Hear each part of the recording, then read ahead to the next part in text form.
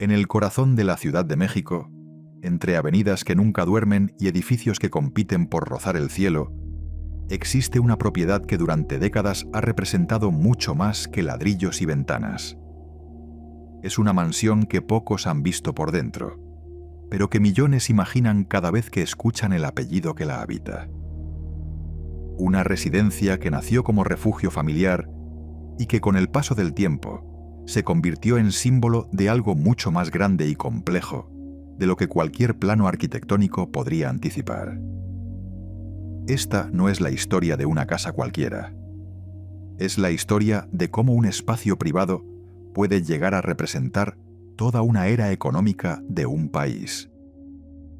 Es el relato de paredes que han sido testigos de decisiones que afectaron a millones de personas, de reuniones donde se trazaron destinos empresariales, de momentos íntimos que contrastaban con la imagen pública de quienes las habitaban.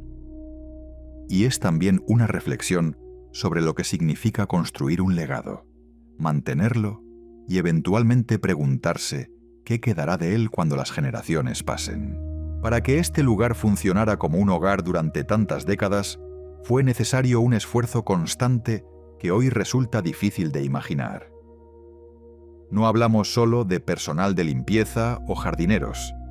Hablamos de una estructura completa de funcionamiento, de sistemas de seguridad, de mantenimiento arquitectónico, de una logística silenciosa que permitía que la vida cotidiana transcurriera con aparente normalidad, mientras afuera el mundo observaba con una mezcla de admiración y curiosidad.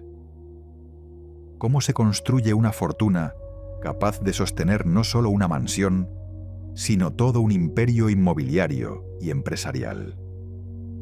¿Qué precio pagaron quienes trabajaron en las sombras para que esta familia pudiera concentrarse en sus negocios? ¿Y por qué hoy, cuando pensamos en riqueza extrema en América Latina, inevitablemente pensamos en este apellido y en los espacios que habitan? En los próximos minutos vamos a recorrer la historia documentada de esta mansión y de la familia que le dio sentido. Vamos a explorar los orígenes, las decisiones, los contrastes y las preguntas que siguen sin respuesta clara. Porque detrás de cada gran residencia hay siempre una historia más amplia, más humana y más reveladora de lo que las fotografías exteriores pueden sugerir. Si te interesan las historias de mansiones, palacios y los mundos que existieron dentro de ellos, suscríbete. Comenzamos. La mansión de la familia Slim se ubica en una de las zonas más exclusivas de la Ciudad de México. Oficialmente, esta propiedad forma parte de un conjunto de residencias que han caracterizado el paisaje urbano de las lomas de Chapultepec durante el último siglo. Se trata de una construcción que, según diversos reportes inmobiliarios y periodísticos, cuenta con características arquitectónicas propias de las grandes residencias mexicanas del siglo XX, adaptadas y modificadas a lo largo de los años según las necesidades de sus habitantes. Desde el punto de vista patrimonial, la zona donde se encuentra ha sido considerada históricamente como uno de los desarrollos urbanísticos más importantes de la capital mexicana. Las lomas de Chapultepec comenzaron a poblarse de manera significativa durante las primeras décadas del siglo pasado, cuando familias acomodadas buscaban alejarse del centro histórico para establecerse en áreas con mayor espacio, mejor aire y una sensación de exclusividad que las calles coloniales ya no podían ofrecer. La familia Slim, cuyo patriarca Carlos Slim Helú se convertiría en una de las figuras más reconocidas del empresariado mundial, eligió esta zona para establecer su residencia principal. Según información pública disponible, la propiedad cuenta con múltiples habitaciones, jardines extensos, áreas de servicio y todas las comodidades que uno esperaría encontrar en el hogar de quien durante varios años fue considerado el hombre más rico del planeta. Pero toda gran construcción tiene una historia más amplia que rara vez aparece en los folletos o en las notas periodísticas que se limitan a describir metros cuadrados y acabados de lujo. Para comprender verdaderamente lo que representa esta mansión, es necesario retroceder varias generaciones. Es necesario entender de dónde vino la familia que hoy la habita, cómo llegaron a México, qué circunstancias los llevaron a acumular una fortuna de proporciones históricas y qué papel jugó el contexto social, político y económico del país en cada etapa de ese ascenso. La historia comienza, como tantas historias de grandes fortunas latinoamericanas, con un inmigrante. Julián Slim Haddad llegó a México a principios del siglo XX, proveniente del Líbano, en una época donde miles de personas del Medio Oriente buscaban nuevas oportunidades en tierras americanas. Las razones de esa migración masiva eran múltiples. Algunos huían de conflictos políticos, otros de dificultades económicas. Muchos simplemente seguían a familiares que ya habían cruzado el océano y enviaban noticias prometedoras. Julián no llegó con grandes capitales.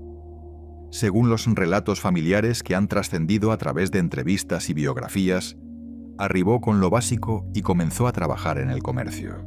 Es probable que sus primeros años en México hayan sido de adaptación, de aprender el idioma, de entender las costumbres locales y de buscar un nicho donde sus habilidades pudieran desarrollarse. El comercio de telas y mercancías diversas fue el punto de partida. Como muchos inmigrantes libaneses de la época, Julián Slim Haddad encontró en el intercambio comercial una vía para establecerse económicamente. Los registros históricos de la comunidad libanesa en México muestran que esta era una ruta común. Los recién llegados comenzaban vendiendo productos de puerta en puerta. Luego abrían pequeños locales y con el tiempo algunos lograban expandirse hasta crear negocios más ambiciosos. Lo que distinguió a la familia Slim de otras familias inmigrantes fue, según diversos análisis, una combinación de factores. Por un lado, una ética de trabajo que las fuentes describen como incansable. Por otro, una visión para identificar oportunidades donde otros veían obstáculos. Y finalmente, un contexto mexicano que durante ciertas décadas del siglo XX ofreció condiciones particulares para quienes supieran aprovecharlas. Julián Slim Haddad contrajo matrimonio y tuvo varios hijos, entre ellos Carlos Slim Helú, quien nacería en 1940. La infancia de Carlos transcurrió en un México que atravesaba transformaciones profundas. El país había dejado atrás la etapa más violenta de su revolución y entraba en un periodo de estabilización y crecimiento conocido posteriormente como el Milagro Mexicano. Durante esos años, la economía nacional experimentó tasas de crecimiento sostenido. Se desarrolló infraestructura, creció la clase media y surgieron oportunidades para quienes tuvieran capital, aunque fuera modesto, y visión para invertirlo. La familia Slim, ya establecida en el comercio, comenzó a diversificar sus actividades. Según las biografías disponibles, el joven Carlos mostró desde temprano un interés particular por los números y los negocios.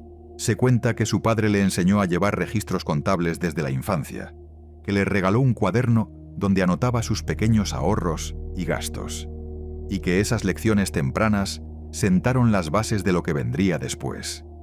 Es importante señalar aquí que estamos trabajando con información que proviene principalmente de fuentes cercanas a la propia familia o de periodistas que han investigado su historia. Como ocurre con cualquier figura de gran poder económico, existe una narrativa oficial y existen también interpretaciones alternativas que cuestionan ciertos aspectos de esa narrativa. Nuestro objetivo no es determinar cuál es la verdad absoluta, sino presentar los hechos documentados y reflexionar sobre su significado. Carlos Slim Helú estudió Ingeniería Civil en la Universidad Nacional Autónoma de México, donde también impartió clases durante algunos años. Esta formación técnica resultaría fundamental para su carrera posterior, especialmente en el sector inmobiliario y de construcción, que sería uno de sus primeros campos de acción empresarial. A mediados de la década de los 60, el joven ingeniero comenzó a invertir en bienes raíces. El contexto era favorable. La Ciudad de México crecía a ritmo acelerado, la demanda de vivienda aumentaba y quienes tenían capital y conocimiento del sector podían obtener retornos significativos. Slim, según los registros, no solo compraba propiedades, sino que entendía el valor del suelo urbano como pocos lo hacían en su generación. Esta comprensión del mercado inmobiliario sería la primera piedra de lo que eventualmente se convertiría en un conglomerado de proporciones extraordinarias. Pero para llegar a ese punto, faltaban aún décadas de trabajo, decisiones arriesgadas, crisis económicas que otros vieron como catástrofes y que él interpretó como oportunidades, y un momento histórico muy particular que cambiaría para siempre el panorama empresarial de México. La mansión de las Lomas, que hoy nos ocupa, comenzó a tomar forma en algún momento de este periodo de ascenso. Los detalles exactos de su construcción o adquisición no son completamente públicos, pero lo que sí sabemos es que para cuando Carlos Slim Helú se consolidó como uno de los empresarios más importantes del país, ya contaba con una residencia acorde a su posición. No era simplemente una casa grande, era un espacio diseñado para funcionar como centro de operaciones de una vida que combinaba lo familiar con lo empresarial de maneras que probablemente resultarían imposibles para la mayoría de las personas. Reuniones de negocios, eventos familiares, decisiones que afectarían a miles de empleados. Todo esto ocurría, según diversos testimonios periodísticos, bajo el mismo techo. Mantener un espacio de estas características requiere mucho más que dinero. Requiere una organización meticulosa, personal de confianza, sistemas que funcionen las 24 horas del día.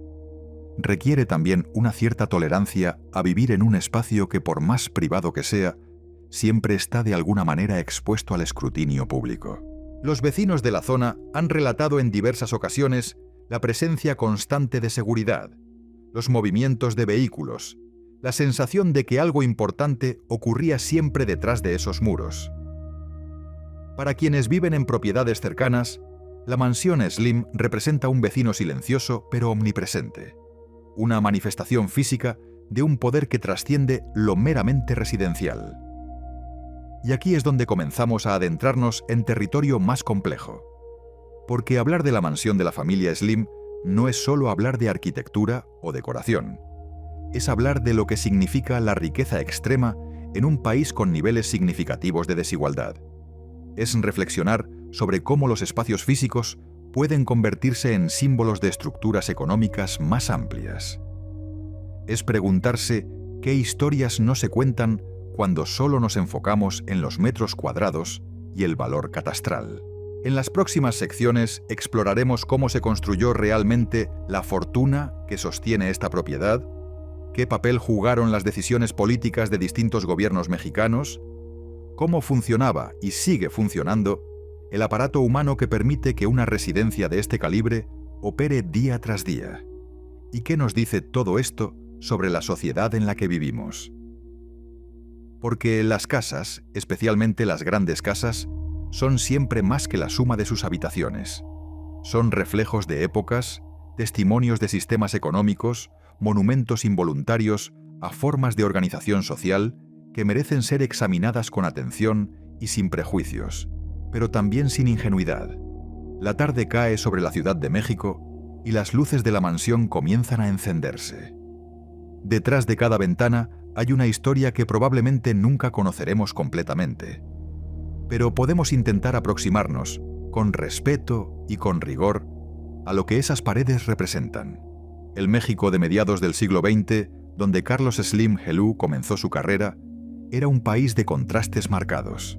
Por un lado, existía un crecimiento económico sostenido que beneficiaba a sectores específicos de la población.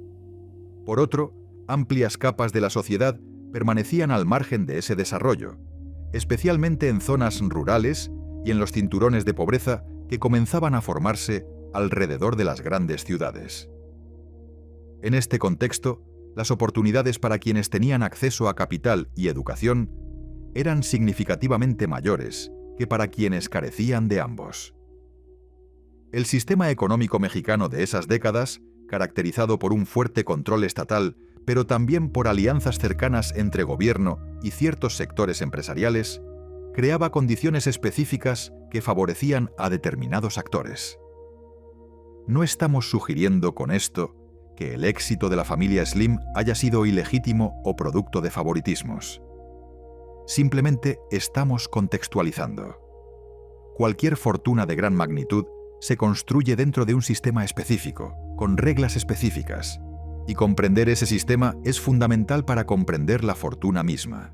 Los años 70 trajeron turbulencias económicas a nivel mundial.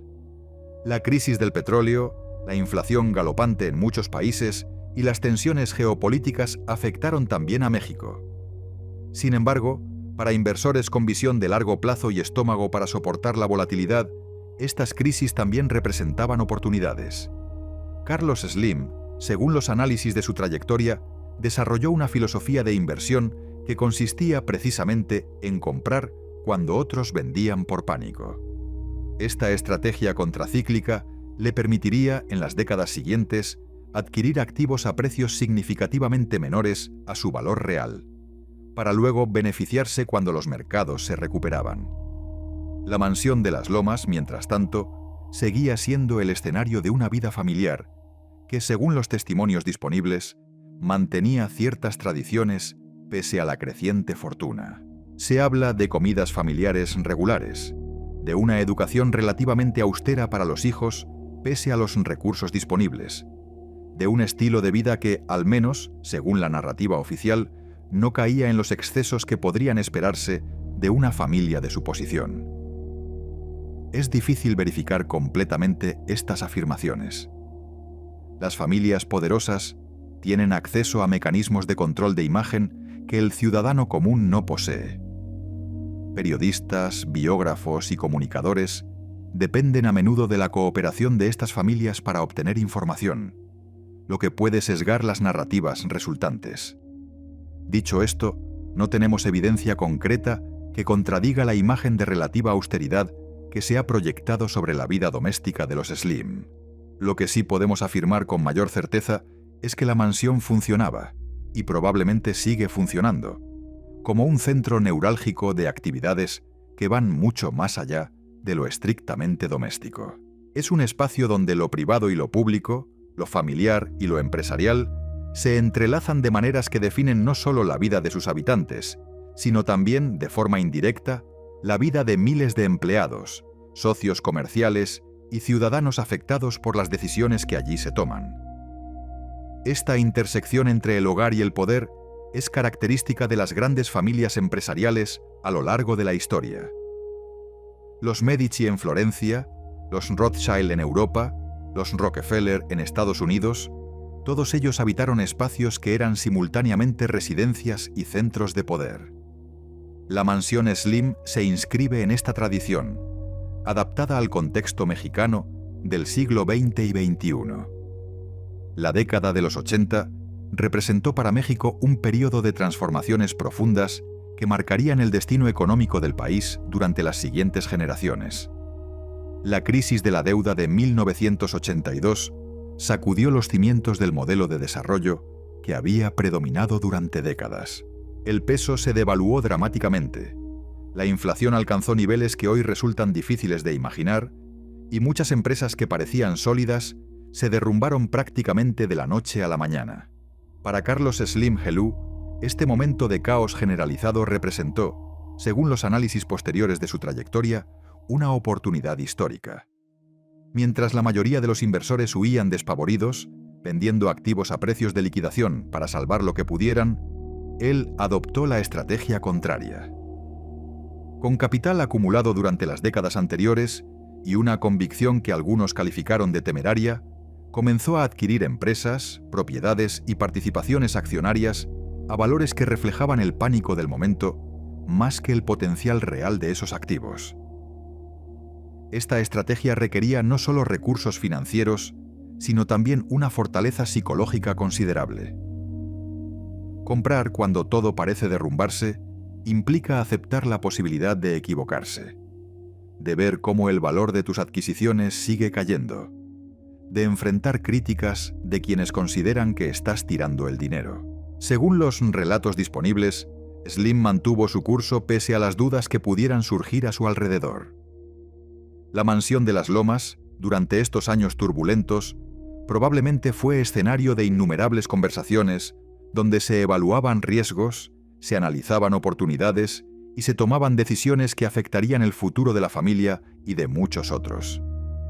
Imaginamos reuniones nocturnas, tal vez en algún estudio con paredes forradas de libros, donde se discutían números, proyecciones y estrategias mientras el resto de la ciudad dormía preocupada por el futuro inmediato. Es importante entender que las grandes fortunas rara vez se construyen únicamente con base en talento individual. También requieren un contexto específico, relaciones que faciliten el acceso a información y oportunidades, y a menudo decisiones gubernamentales que beneficien a ciertos sectores o actores particulares. No estamos afirmando que haya habido irregularidades en el ascenso de la familia Slim. Simplemente estamos reconociendo que ningún éxito empresarial de esta magnitud ocurre en un vacío social o político. Durante los años 80, el gobierno mexicano comenzó un proceso de apertura económica y privatización de empresas estatales que se aceleraría dramáticamente en la década siguiente. Este cambio de modelo, impulsado por las condiciones que imponían los organismos financieros internacionales a cambio de préstamos de rescate, transformaría radicalmente el panorama empresarial del país. Las empresas que habían sido propiedad del Estado comenzaron a venderse a inversionistas privados. Algunos de estos procesos fueron relativamente transparentes. Otros generaron controversias que persisten hasta el día de hoy. En cualquier caso, quienes tenían capital disponible y conexiones suficientes para participar en estas licitaciones se encontraron ante oportunidades que probablemente no volverían a repetirse en generaciones. Es en este contexto donde debemos ubicar el momento que definiría más que ningún otro el futuro de la familia Slim y, por extensión, de la mansión que nos ocupa. El año era 1990. El gobierno de Carlos Salinas de Gortari había decidido privatizar Teléfonos de México, la empresa estatal que tenía el monopolio de las telecomunicaciones en el país. Telmex era, según cualquier métrica que se utilizara, una joya de la corona del sector público mexicano. Con millones de líneas telefónicas instaladas, infraestructura que cubría prácticamente todo el territorio nacional y un mercado cautivo en crecimiento constante, representaba una oportunidad de inversión extraordinaria para quien lograra hacerse con su control. El proceso de licitación ha sido objeto de análisis, críticas y defensas a lo largo de las décadas posteriores. Lo que sabemos con certeza es que el grupo encabezado por Carlos Slim Helú, en asociación con empresas internacionales de telecomunicaciones, resultó ganador. El monto pagado, según las fuentes oficiales de la época, fue considerado adecuado por el gobierno vendedor, aunque críticos posteriores argumentarían que el valor real de la empresa era significativamente mayor. No es nuestro propósito aquí determinar si la privatización de Telmex fue justa, conveniente o perjudicial para México. Ese es un debate que corresponde a economistas, politólogos e historiadores con acceso a información más completa que la que nosotros podemos manejar en este espacio. Lo que sí podemos hacer es reflexionar sobre lo que significó esta adquisición para la familia Slim y para la mansión que simboliza su posición. De la noche a la mañana, en términos relativos, Carlos Slim Helú pasó de ser un empresario mexicano exitoso a convertirse en uno de los hombres más ricos del mundo. Telmex y posteriormente América Móvil, la empresa de telefonía celular que surgiría de ella, generarían ganancias de proporciones que resultan difíciles de conceptualizar para quien no esté familiarizado con las matemáticas de las grandes fortunas. La mansión de las Lomas, que ya era impresionante antes de Telmex, adquirió a partir de entonces un significado completamente distinto. Ya no era simplemente la casa de una familia acomodada. Era el hogar del hombre que controlaba las comunicaciones de 120 millones de personas. Era el centro nervioso de decisiones que afectaban desde el precio que pagaban los ciudadanos por hacer una llamada telefónica hasta las estrategias de expansión que llevarían a la empresa a conquistar mercados en toda América Latina. Pero volvamos por un momento a las paredes, los jardines y los espacios físicos que conforman esta propiedad. Porque detrás de cada metro cuadrado de una mansión de este calibre hay historias humanas que rara vez se cuentan. Mantener una residencia de gran tamaño en funcionamiento óptimo requiere un ejército silencioso de trabajadores. Jardineros que llegan antes del amanecer para que los propietarios despierten con el césped perfectamente recortado. Personal de limpieza que conoce cada rincón de la casa, pero que probablemente nunca ha sido invitado a sentarse en los sillones que limpia. Cocineros que preparan alimentos que ellos mismos no podrían costear. Guardias de seguridad que pasan noches enteras vigilando un perímetro, alertas a cualquier movimiento sospechoso. No tenemos información específica sobre las condiciones laborales del personal que trabaja o ha trabajado en la mansión Slim. Lo que sí podemos hacer es contextualizar. En México, como en muchos países de América Latina, el trabajo doméstico ha estado históricamente marcado por desigualdades significativas. Durante décadas, las personas que trabajaban en casas particulares carecían de muchos derechos laborales que otros trabajadores daban por sentados.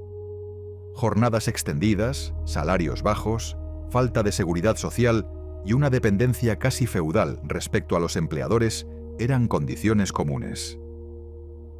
En años recientes, la legislación mexicana ha avanzado en la protección de los derechos de las trabajadoras y trabajadores del hogar. Se han establecido requisitos de seguridad social, límites de jornada y otras garantías que buscan dignificar estas labores.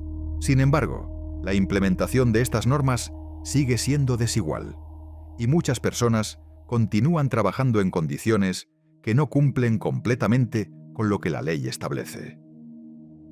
No estamos sugiriendo que la familia Slim haya incumplido sus obligaciones laborales. No tenemos evidencia de ello. Lo que estamos haciendo es invitar a una reflexión más amplia sobre lo que significa vivir en una mansión, sobre el contraste entre quienes habitan los espacios principales y quienes habitan las áreas de servicio, sobre las diferencias de vida que pueden existir bajo un mismo techo. Cuando caminamos por una gran residencia, ya sea como visitantes o simplemente imaginándola desde fuera, tendemos a pensar en quienes la poseen. Raramente pensamos en quienes la mantienen. Y sin embargo, sin ese trabajo invisible, ninguna mansión podría funcionar. Las cortinas se llenarían de polvo, los jardines se convertirían en maleza, las cocinas quedarían en silencio. La mansión Slim, como todas las grandes propiedades, es en realidad dos mundos superpuestos. El mundo de los propietarios, con sus preocupaciones empresariales, sus eventos sociales, sus decisiones de alcance nacional e internacional. Y el mundo del personal, con sus propias familias esperando en casa, sus propias preocupaciones económicas, sus propias vidas que transcurren en los márgenes de la opulencia sin participar realmente de ella. Esta dualidad no es exclusiva de la familia Slim ni de México. Es una característica de las grandes desigualdades económicas en cualquier lugar del mundo. Pero cobra una relevancia particular cuando hablamos de una de las mayores fortunas del planeta en un país donde millones de personas viven en condiciones de pobreza. Algunos defensores del modelo económico que ha permitido fortunas como la de Slim argumentan que los ricos generan empleo, pagan impuestos y contribuyen al desarrollo general de la sociedad. Otros críticos señalan que la concentración extrema de riqueza distorsiona los mercados, influye indebidamente en las decisiones políticas y perpetúa estructuras de desigualdad que afectan a generaciones enteras. No vamos a resolver este debate aquí. Es un debate que llevan décadas economistas mucho más preparados que nosotros sin llegar a consensos claros.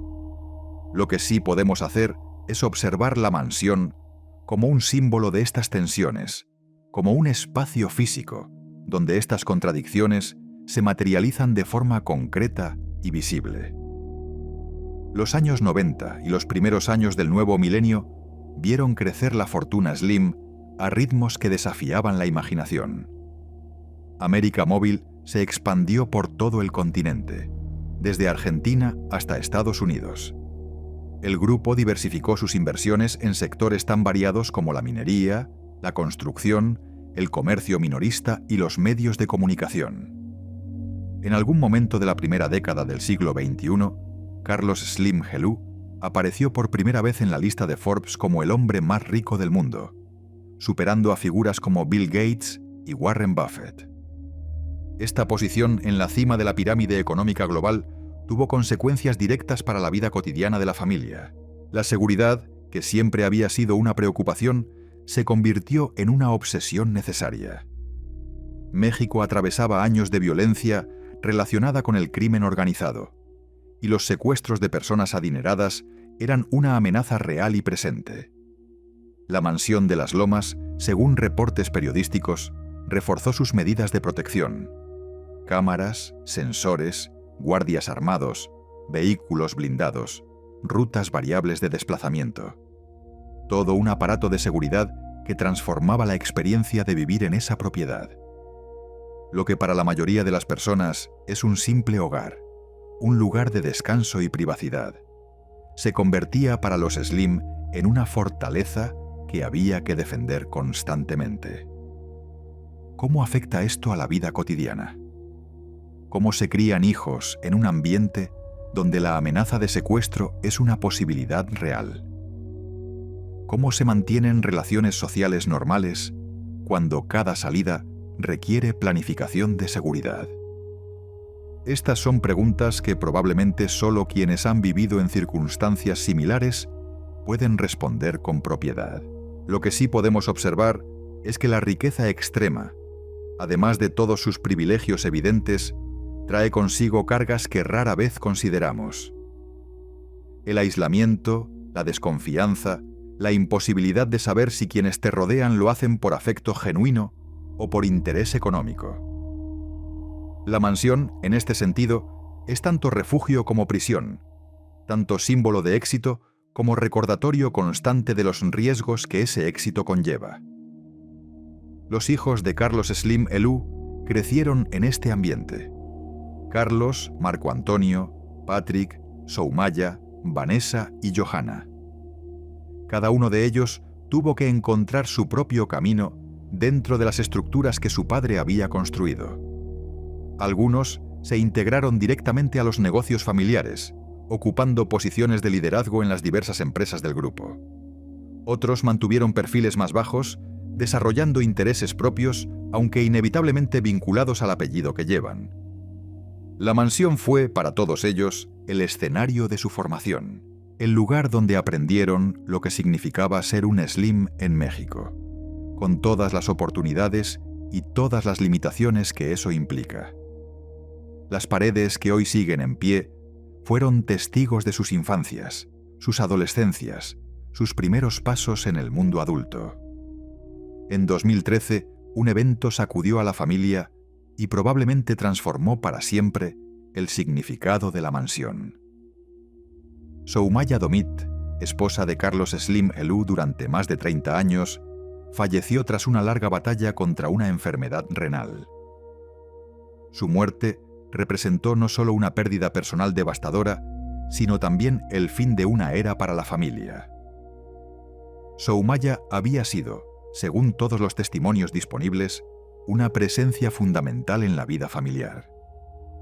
Mientras Carlos se ocupaba de los negocios, ella había mantenido el hogar, criado a los hijos, sostenido las tradiciones que daban cohesión al clan.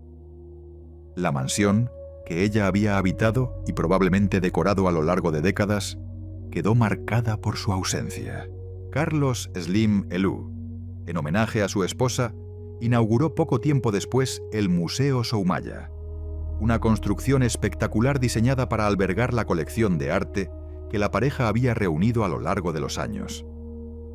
Este museo, ubicado en la zona de Polanco, se convirtió en uno de los espacios culturales más visitados de México, ofreciendo acceso gratuito a obras de artistas como Rodin, Dalí y Rivera. Es interesante reflexionar sobre la relación entre la mansión privada y el museo público. Uno es un espacio cerrado, inaccesible para la inmensa mayoría de los mexicanos. El otro es un espacio abierto, donde cualquier persona puede entrar sin pagar un peso. Ambos son, de alguna manera, expresiones de la misma fortuna, pero con significados completamente distintos. El museo representa la faceta filantrópica de la familia Slim, esa parte que busca devolver algo a la sociedad que ha hecho posible su riqueza. La mansión representa la faceta privada, ese espacio de intimidad que incluso los más ricos del mundo necesitan preservar. Entre ambos espacios existe una tensión que probablemente nunca se resolverá completamente. Los años posteriores a la muerte de Soumaya Domit trajeron cambios significativos para la familia y, por extensión, para la mansión que seguía siendo su centro de operaciones emocional y logístico. Carlos Slim Helou, que para entonces superaba los 70 años, comenzó un proceso gradual de transición generacional que implicaba delegar responsabilidades en sus hijos, mientras mantenía un rol de supervisión y consejo estratégico. Este proceso de sucesión en las grandes fortunas familiares es siempre complejo y está lleno de tensiones que rara vez trascienden al público general. ¿Cómo se divide un imperio entre varios herederos? ¿Cómo se asegura que las decisiones sigan siendo coherentes cuando ya no hay una sola cabeza que las tome? ¿Cómo se evitan los conflictos que han destruido a tantas familias empresariales a lo largo de la historia? Los Slim, según la información disponible, han manejado esta transición con relativo éxito. Los hijos varones ocupan posiciones de liderazgo en diferentes empresas del grupo, cada uno con áreas de responsabilidad más o menos definidas. Las hijas han mantenido roles menos públicos, pero probablemente no menos influyentes en las decisiones familiares. Y Carlos Slim Helou, aunque ya no aparece con tanta frecuencia en los titulares, sigue siendo una presencia que pesa en cualquier decisión importante. La mansión de las Lomas, en este contexto, ha adquirido un significado adicional. Ya no es solo el hogar del patriarca. Es el lugar donde se reúne el clan para tomar decisiones colectivas, donde se celebran los eventos que mantienen la cohesión familiar, donde los nietos conocen las tradiciones que sus abuelos establecieron. Es, en cierto sentido, el templo de una dinastía que busca perpetuarse a través de las generaciones. Pero aquí surge una pregunta que merece reflexión. ¿Puede una familia sostener algo pensado para durar más que ella? Las grandes mansiones, los imperios empresariales, las fortunas acumuladas durante décadas, todo esto enfrenta un enemigo implacable: el tiempo. Las generaciones pasan, los contextos cambian, las habilidades que permitieron construir una fortuna no necesariamente se heredan junto con el dinero. La historia está llena de ejemplos de familias que alcanzaron cimas de poder y riqueza solo para ver cómo sus descendientes dilapidaban en pocas generaciones lo que había costado construir durante muchas. Los Vanderbilt en Estados Unidos, alguna vez la familia más rica del país, vieron cómo su fortuna prácticamente desapareció en menos de un siglo. Los grandes aristócratas europeos, que durante siglos habitaron palacios que parecían eternos, terminaron vendiendo sus propiedades o convirtiéndolas en museos para poder pagar los impuestos de herencia. ¿Será diferente el destino de los Slim? Es imposible saberlo con certeza. Lo que sí podemos observar es que la familia parece consciente de estos riesgos y ha tomado medidas para mitigarlos. La diversificación de inversiones, la formación de los herederos en los negocios desde temprana edad, la creación de estructuras corporativas que trascienden a los individuos, todo esto sugiere una planificación de largo plazo que busca asegurar la permanencia del legado. La mansión, en este sentido, funciona como ancla simbólica. Mientras la familia siga reuniéndose bajo ese techo, mientras los nietos sigan jugando en esos jardines, mientras las decisiones importantes sigan tomándose en esos salones, habrá una continuidad que trasciende los vaivenes del mercado o los cambios políticos del país.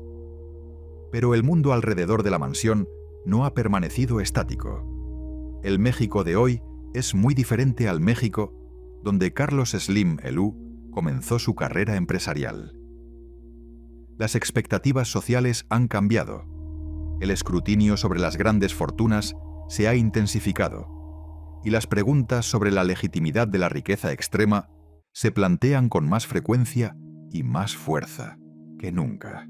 En años recientes, diversos gobiernos mexicanos han adoptado posturas distintas respecto a los grandes empresarios del país. Algunos han buscado alianzas, considerándolos socios necesarios para el desarrollo económico. Otros han mantenido distancia o incluso confrontación, señalando que la concentración de riqueza representa un obstáculo para la justicia social. La familia Slim ha navegado estos cambios con la habilidad que caracteriza a quienes han sobrevivido décadas en las cimas del poder económico. Mantienen relaciones cordiales con gobiernos de distintos signos ideológicos. Participan en proyectos de infraestructura que les garantizan visibilidad positiva y sostienen actividades filantrópicas que equilibran, al menos parcialmente, las críticas sobre desigualdad. El Museo Soumaya, las fundaciones educativas, los programas de salud, las becas para estudiantes de bajos recursos. Todo esto forma parte de un ecosistema de filantropía que rodea a la mansión como un cinturón de legitimidad. Es probable que estas iniciativas respondan a motivaciones genuinas de retribución social. También es probable que cumplan una función estratégica de manejo de imagen. Probablemente, como ocurre con casi todo en la vida, sean ambas cosas simultáneamente. Mientras tanto, la mansión sigue ahí, imperturbable ante los debates que genera la fortuna que representa. Sus muros no opinan sobre política fiscal, sus jardines no toman posición sobre distribución de la riqueza, sus habitaciones no responden a las críticas de quienes consideran que la concentración extrema de recursos es inherentemente problemática. La casa simplemente existe, como han existido las grandes residencias de los poderosos a lo largo de toda la historia humana. Desde los palacios de los faraones hasta los castillos medievales, desde las villas romanas hasta los rascacielos contemporáneos, la arquitectura siempre ha servido para materializar el poder, para hacerlo visible y tangible, para recordar a propios y extraños quién manda y quién obedece. En este sentido, la mansión Slim se inscribe en una tradición milenaria.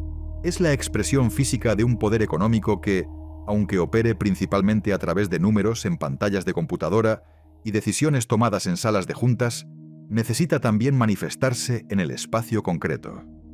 Necesita paredes que lo contengan, jardines que lo embellezcan, habitaciones que lo alberguen, y necesita, sobre todo, ser vista. Porque el poder que no se ve es poder que se cuestiona. Las rejas que rodean la propiedad, los sistemas de seguridad, la ubicación en una zona exclusiva. Todo esto comunica un mensaje claro a quien pasa por la calle. Aquí vive alguien importante, alguien cuya posición está tan consolidada que puede permitirse habitar un espacio que la mayoría solo puede imaginar. Pero volvamos por un momento a las personas concretas que habitan o han habitado esta mansión.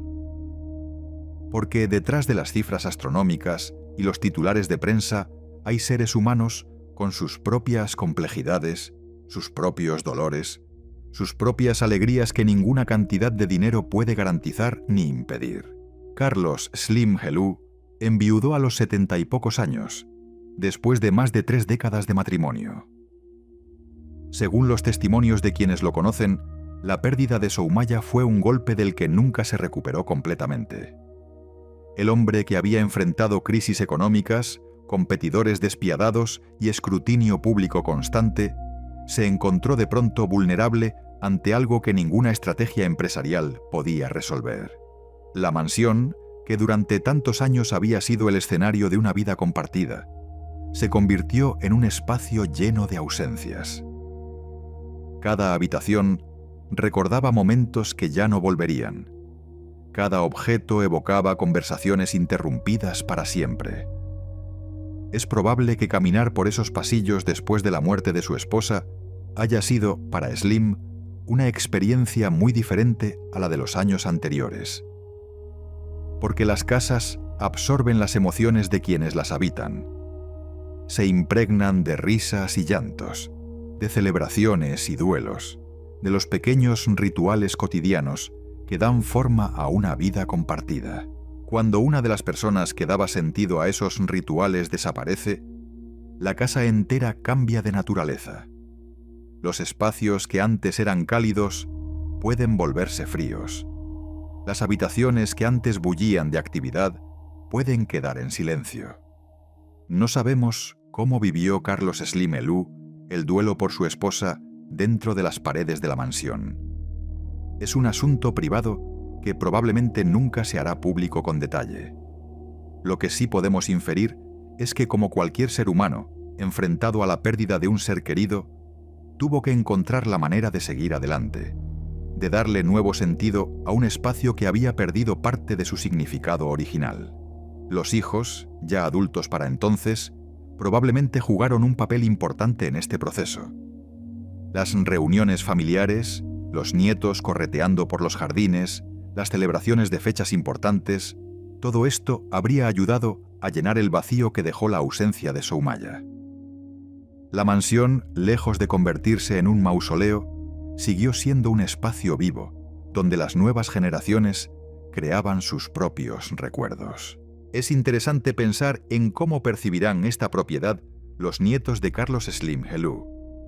Para ellos, la mansión probablemente sea simplemente la casa de los abuelos, el lugar donde se reúne la familia en fechas especiales, un espacio familiar más que un símbolo de poder económico. Los niños no entienden de fortunas ni de rankings de riqueza. Para ellos, un jardín es un lugar para jugar, una cocina es donde se preparan galletas, un salón es donde los adultos hablan de cosas aburridas. Esta inocencia no durará para siempre, por supuesto. En algún momento, los nietos de Slim comprenderán plenamente quién es su abuelo y qué significa su apellido. Tendrán que decidir cómo relacionarse con ese legado, si abrazarlo completamente, si distanciarse de él, si encontrar algún camino intermedio. Pero mientras sean pequeños, la mansión puede ser simplemente una casa grande donde vive el abuelo, sin más connotaciones que esas. Los cambios tecnológicos de las últimas décadas también han transformado la relación entre la mansión y el mundo exterior. En épocas anteriores, las grandes residencias podían mantener un aura de misterio simplemente cerrando sus puertas. Lo que ocurría adentro quedaba adentro, y el público solo podía imaginar qué sucedía tras esos muros imponentes. Hoy, en cambio, la información fluye de maneras que habrían sido impensables hace apenas unas décadas.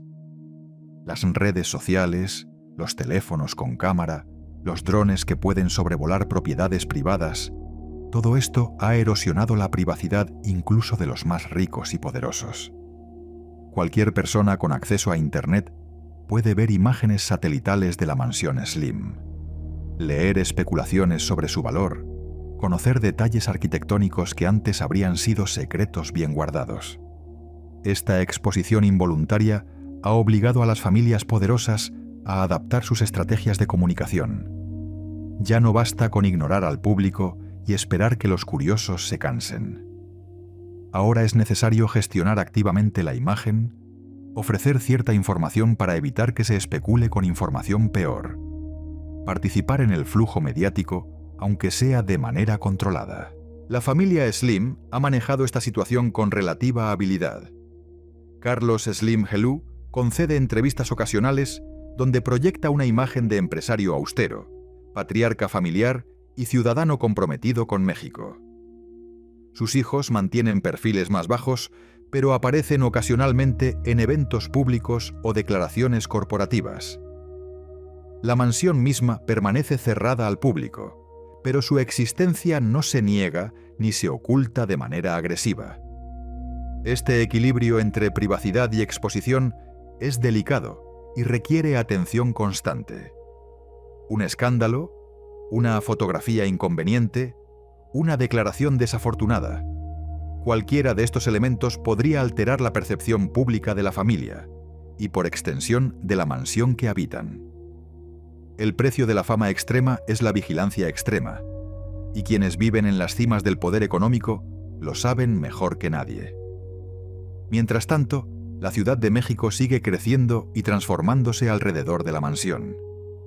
Las lomas de Chapultepec, que alguna vez fueron las afueras de la ciudad, hoy están plenamente integradas en la mancha urbana. Los terrenos que hace décadas eran espaciosos jardines, ahora compiten por espacio con desarrollos inmobiliarios cada vez más densos.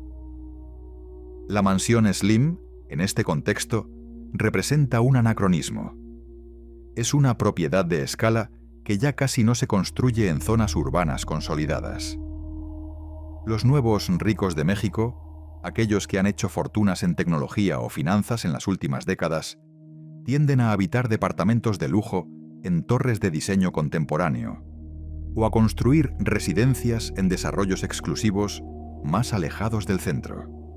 La mansión pertenece a otra era, a un momento donde el espacio urbano era abundante y barato, donde las familias podían permitirse jardines extensos sin preocuparse por el costo de oportunidad del terreno.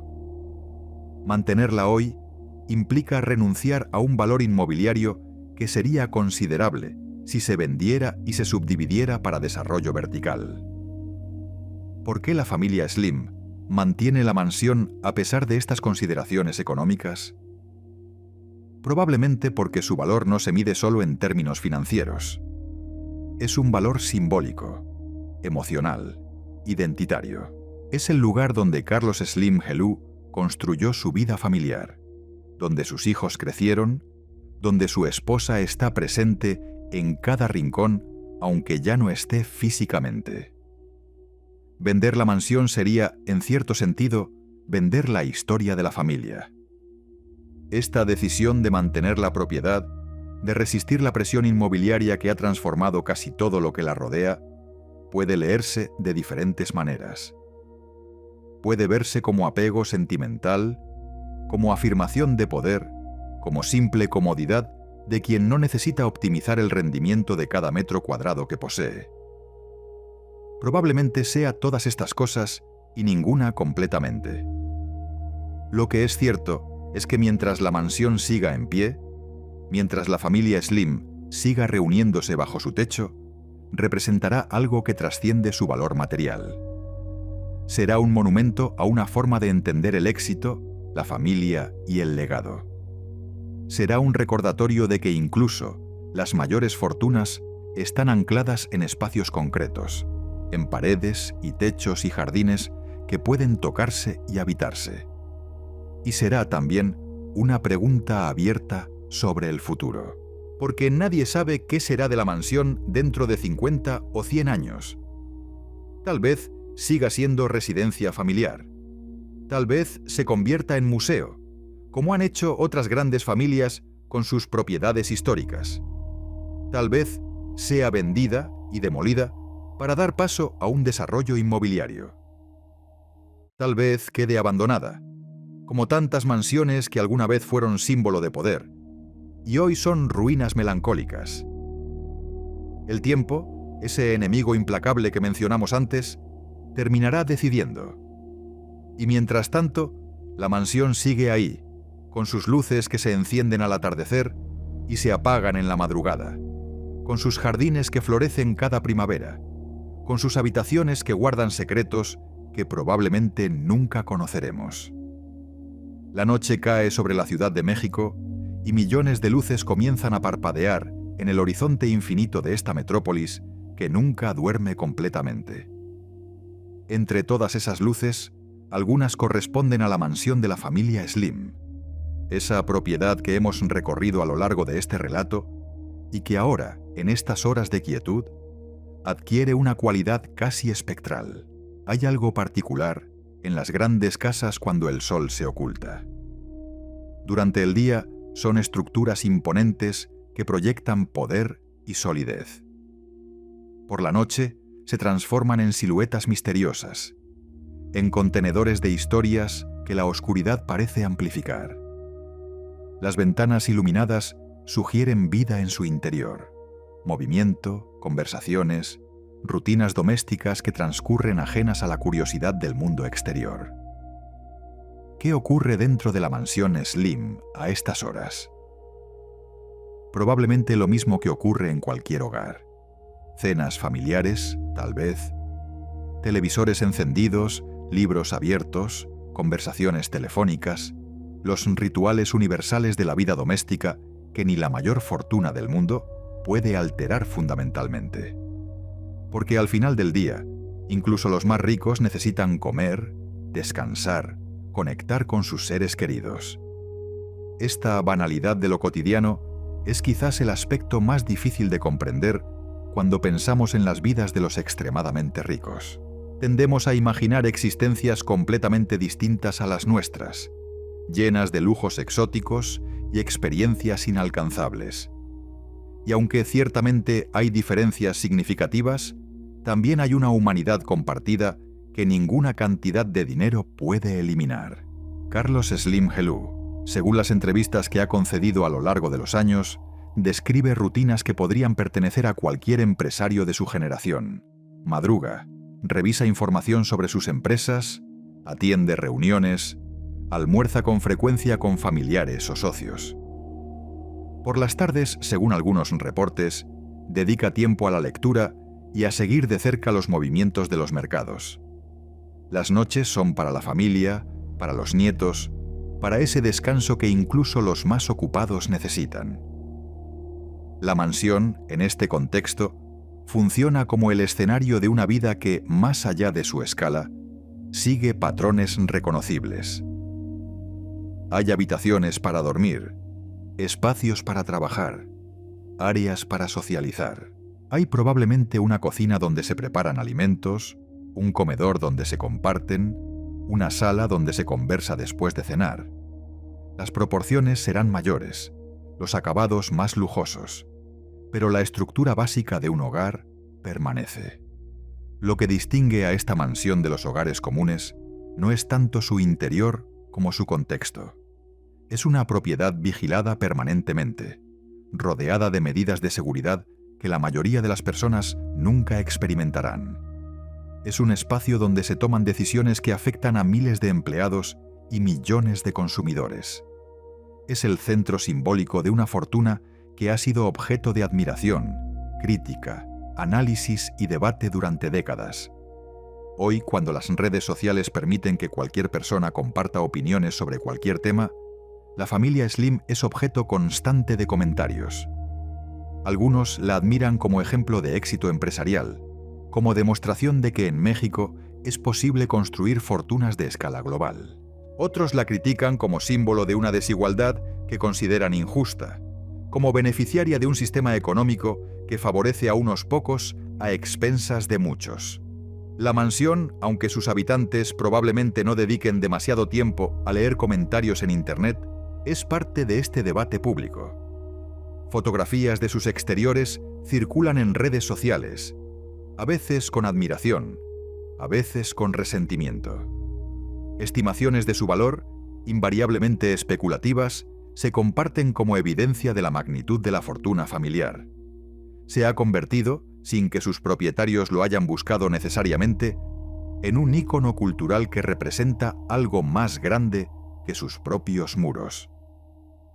Este fenómeno de convertirse en símbolo no es exclusivo de los Slim ni de México. En Estados Unidos, las mansiones de figuras como Elon Musk o Jeff Bezos generan fascinaciones similares. En Europa, las propiedades de la realeza o de los grandes industriales atraen curiosidad constante. Hay algo en la mente humana que busca materializar las abstracciones del poder y la riqueza, convertirlas en espacios concretos que puedan imaginarse y de alguna manera comprenderse. La diferencia, quizás, es que en países con niveles significativos de desigualdad como México, estos símbolos adquieren una carga adicional. La mansión Slim no existe en un vacío.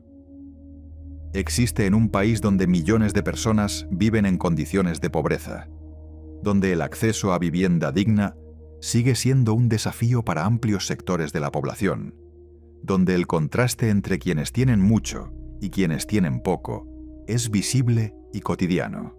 No es responsabilidad de la familia Slim resolver la desigualdad mexicana, por supuesto.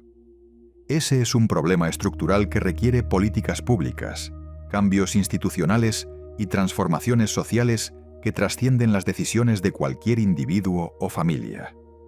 Pero la existencia de la mansión, como la existencia de todas las grandes propiedades en contextos de desigualdad, plantea preguntas incómodas que vale la pena al menos considerar. ¿Qué significa vivir en opulencia mientras otros carecen de lo básico? ¿Cuáles son las responsabilidades de quienes han acumulado fortunas extraordinarias? ¿Puede la filantropía compensar las desigualdades que el sistema económico genera? Estas preguntas no tienen respuestas fáciles, y no pretendemos ofrecerlas aquí. Simplemente las planteamos como parte del contexto en el que la mansión Slim existe y adquiere significado. Los visitantes que llegan a la Ciudad de México con frecuencia pasan por las lomas de Chapultepec como parte de recorridos turísticos que muestran las diferentes caras de la capital. Ven las grandes residencias, los jardines cuidados, los automóviles de lujo, y se llevan una impresión de México que contrasta marcadamente con otras zonas de la misma ciudad. Algunos de estos visitantes probablemente identifican la zona como el lugar donde vive la familia más rica del país, aunque raramente puedan señalar la mansión específica. Esta visibilidad turística agrega otra capa de significado al espacio. La mansión no es solo un hogar privado, sino también un punto de interés en la geografía urbana. Un lugar que aparece mencionado en guías y reportajes, que contribuye a la imagen que el mundo tiene de México y de sus élites económicas. El contraste con otros espacios de la ciudad es inevitable y revelador. A pocos kilómetros de las lomas existen colonias populares donde las condiciones de vida son radicalmente diferentes. Casas pequeñas, calles sin pavimentar en algunos casos, servicios públicos deficientes. Estos contrastes no son exclusivos de México, por supuesto. Existen en prácticamente todas las grandes ciudades del mundo. Pero en pocas partes son tan marcados y tan cercanos geográficamente. La mansión Slim, vista desde esta perspectiva, es tanto producto como símbolo de un modelo de desarrollo que ha generado riqueza extraordinaria para algunos mientras dejaba otros atrás. No es la causa de la desigualdad, pero sí es su manifestación más visible, su encarnación en piedra y jardín y sistemas de seguridad. A lo largo de este recorrido hemos intentado mantener un tono equilibrado, evitando tanto la admiración acrítica como la condena simplista. La historia de la familia Slim y de su mansión es demasiado compleja para reducirla a categorías simples de buenos y malos, de héroes y villanos. Es una historia de esfuerzo y oportunidad, de talento y contexto, de decisiones individuales y estructuras colectivas. Carlos Slim Helú no inventó el capitalismo ni creó las condiciones de desigualdad que caracterizan a México y a buena parte del mundo. Simplemente operó dentro de un sistema existente, aprovechando las oportunidades que ese sistema ofrecía con una habilidad que pocos han igualado. Si eso lo convierte en modelo a seguir o en ejemplo de lo que está mal con el sistema, depende de la perspectiva de quien juzgue. Lo que sí podemos afirmar es que su historia y la historia de la mansión que habita nos obliga a pensar en cuestiones que trascienden lo individual. Nos obliga a preguntarnos qué tipo de sociedad queremos, qué papel deben jugar las grandes fortunas en ella, cómo equilibramos la libertad económica con la justicia social. Preguntas que cada generación debe responder por sí misma, sin esperar soluciones definitivas. La mansión, mientras tanto, seguirá existiendo. Seguirá siendo hogar para una familia que, más allá de su riqueza, enfrenta los mismos desafíos fundamentales que todas las familias. La crianza de hijos, el cuidado de mayores, la gestión de conflictos internos, la búsqueda de propósito y significado. El dinero puede facilitar muchas cosas, pero no puede resolver las cuestiones existenciales que definen la experiencia humana. Los nietos de Carlos Slim Helú, que hoy juegan en los jardines de la mansión sin comprender completamente lo que su apellido significa, algún día tomarán las riendas del legado familiar. Tendrán que decidir qué hacer con las empresas, con las propiedades, con las responsabilidades que heredarán junto con los privilegios. Algunos probablemente abrazarán ese legado con entusiasmo, otros quizás buscarán distanciarse, crear identidades propias más allá del apellido. Algunos encontrarán caminos intermedios. La mansión será para esa generación futura algo diferente de lo que es hoy. Será el lugar donde vivieron los abuelos, donde se celebraron fiestas de cumpleaños infantiles, donde escucharon historias sobre cómo comenzó todo. Será un ancla al pasado familiar, un recordatorio de orígenes que con el tiempo podrían volverse míticos. Y eventualmente, como ocurre con todas las propiedades y todas las familias, llegará un momento de transformación. Quizás dentro de décadas, quizás dentro de un siglo, la mansión dejará de ser lo que es hoy. Puede que siga siendo residencia familiar, pasando de generación en generación. Puede que se convierta en museo o fundación, abriendo sus puertas al público como han hecho otras grandes propiedades históricas. Puede que sea vendida a nuevos propietarios que le darán usos completamente diferentes. Nada es permanente, ni las fortunas, ni las familias, ni las casas que habitan. El tiempo todo lo transforma, todo lo erosiona, todo lo reinventa. La mansión Slim, por más sólida que parezca hoy, está sujeta a las mismas leyes de impermanencia que rigen todo lo demás. Pero mientras exista, mientras sus muros sigan en pie y sus jardines sigan floreciendo, será testimonio de una época, de una familia, de un país.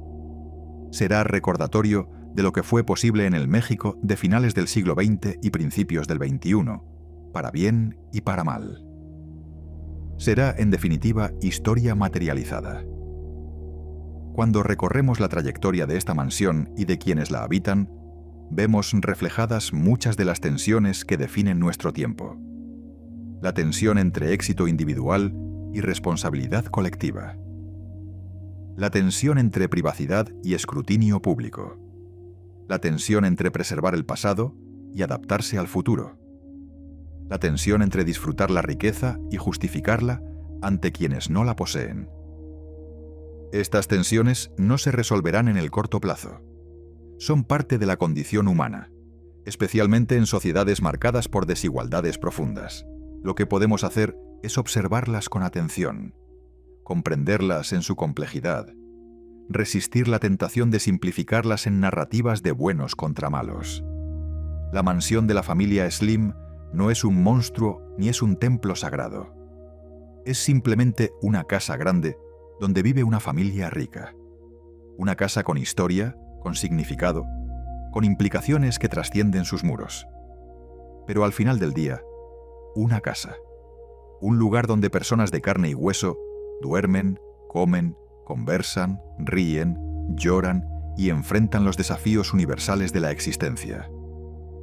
Esta noche, como todas las noches, las luces de la mansión se irán apagando gradualmente.